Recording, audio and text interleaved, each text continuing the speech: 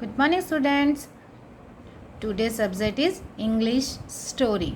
आज हम एक इंग्लिश कहानी पढ़ेंगे. Name is The Clever Cap Sailor. Page number is 39. आप देख रहे हो यहाँ कितनी सुंदर एक तस्वीर बनी हुई है जिसमें पेड़ है, पेड़ में बहुत सारे बंदर हैं. फिर वहाँ एक आप देख रहे हो वहाँ एक इंसान, यहाँ एक आदमी खड़ा हुआ है, उसके पास बास्केट है. तो इस पिक्चर से आपको कौन सी कहानी का पता चल रहा है? आज इस कहानी को हम पढ़ेंगे. Once there was a cap seller in a town. On one fine day, he was selling caps. Caps, caps, caps. 5 rupees caps, 10 rupees caps. एक शहर में एक टोपी बेचने वाला था. एक दिन वह टोपी बेचने के लिए निकला और ही वॉज सेलिंग कैप्स. वह टोपी बेच रहा था. वह क्या बोलकर बेच रहा था? Caps, caps, caps. टोपियाँ, टोपियाँ, टोपियाँ. 5 रुपए की टोपी, 10 रुपए की टोपियाँ. After he made few sales of caps he became very tired. कुछ टोपियों को बेचने के बाद वह बहुत थक चुका था. He decided to sit under a big tree to take rest for a while. Soon he slept off.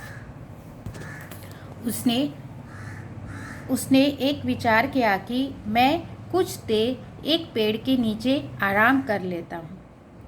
There were many monkeys on the big tree.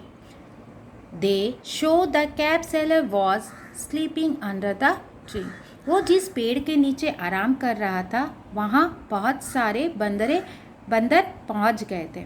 उस बंदरों ने देखा कि अरे ये टोपी बेचने वाला यहाँ सो रहा है. The monkeys were sitting on the top of the tree. The monkeys came down, took the caps from the cap seller bag and wore them.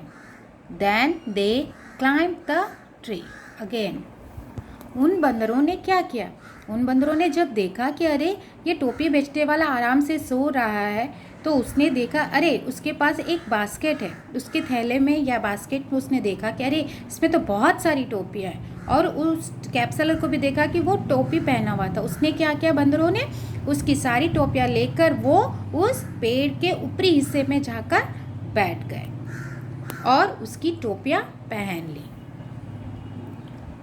When the cap seller woke up, he was shocked to see his basket empty.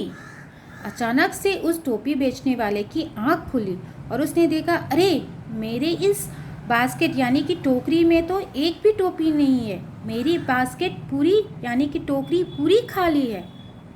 अब मैं क्या करूं? He searched for his caps.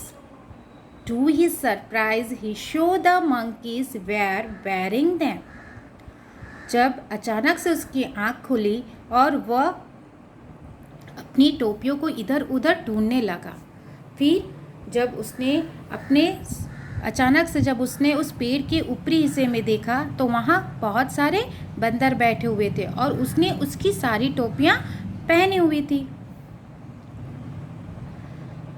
So he found that monkeys were imitating him.